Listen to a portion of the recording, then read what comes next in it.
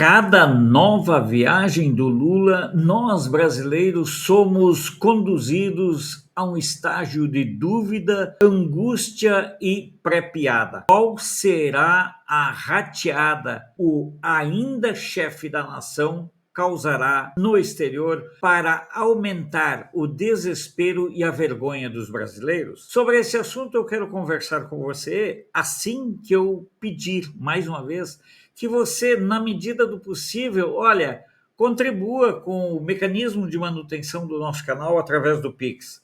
É o único jeito. Você pode, lógico, ajudar também compartilhando o nosso conteúdo, espancando o joinha, escrevendo um comentário, enfim, muitas coisas, mas monetariamente apenas através do Pix, porque nosso canal é desmonetizado e desqualificado para monetização. Então vamos lá. Afinal de contas, qual o sentimento que você tem antes de cada viagem do Nine Fingers? Seguramente é um sentimento de apreensão e saber que nós outra vez seremos expostos em nível mundial como um país governado por alguém incapacitado, incapaz, inclusive de respeitar o povo que supostamente ele deveria representar. Na viagem ao Canadá não foi diferente. Olha, impressionante. O que esse sujeito causa de vergonha para o brasileiro é uma coisa muito interessante e muito impactante. Por isso eu gostaria de saber de você, qual o seu sentimento, qual a percepção que você tem do Lula quando ele viaja para o exterior? Vergonha, asco, nojo, os três juntos?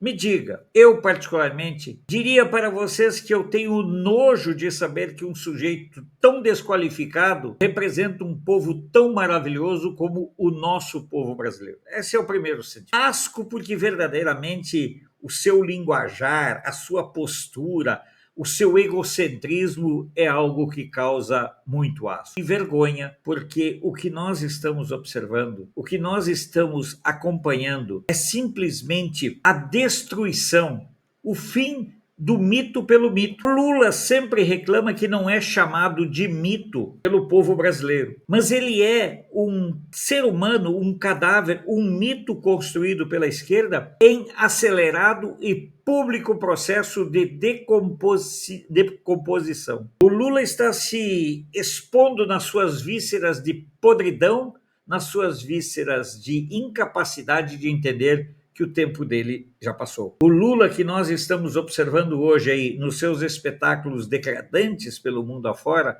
é o mesmo Lula que parou, que estagnou em 1989. É por isso que ele luta tanto pela censura, porque ele precisa terminar com as redes sociais, que são as redes sociais que estão expondo o Lula na sua verdadeira dimensão. O Lula construído pelas assessorias de imprensa, pelas redações porcas, carcomidas e dominadas por militantes, esse Lula simpático, educado, ele some quando se compara com o Lula real. O Lula morreu, politicamente estagnou, fixou-se no imaginário em 1987, 88, 89. Para o Lula, o muro de Berlim ainda não caiu. Para o Lula, acreditem, a União Soviética continua sendo uma potência. Para o Lula, o socialismo ainda é o melhor caminho. Para o Lula, o estatismo justifica e ampara qualquer roubalheira. Por isso eu pergunto para você, como impacta em você essa imagem de um Lula com voz arrastada de bêbado, esse Lula parecendo um infantiloide numa festa dos ricos, como ele gosta de dizer, usando de palhaço, fazendo caretas, enquanto